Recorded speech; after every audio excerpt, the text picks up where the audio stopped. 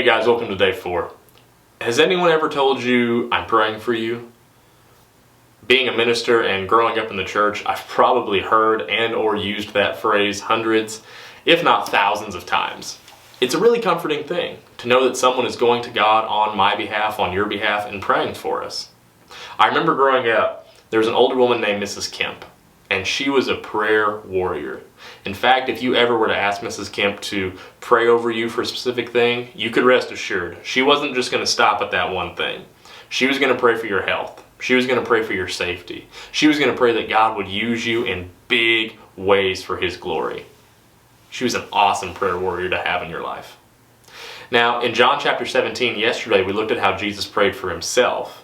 Today, we're going to look at how He prayed for His disciples and for all future believers, how He prayed on our behalf to God the Father.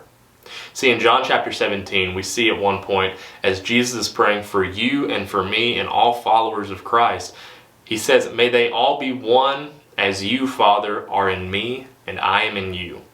May they also be one in us, so that the world may believe that you sent me." Now notice, Jesus doesn't pray for your happiness.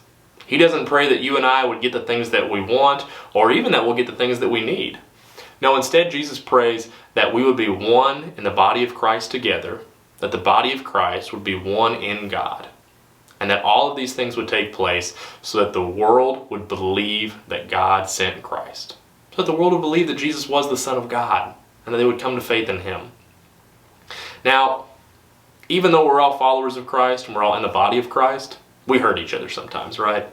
There's moments where we're going to say or do things that we regret, things that cause harm to our brothers and sisters in the faith, and I'm not giving an excuse for those. I do those myself, and it's wrong when I do them.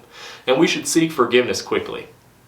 But in those moments where forgiveness isn't sought very quickly, or maybe not even at all, it can be really tempting for us to not pray for our brothers and sisters who have hurt us.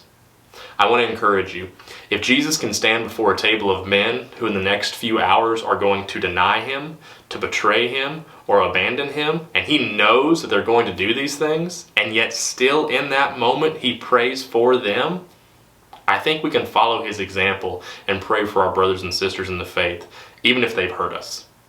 So let me encourage you today to do just that.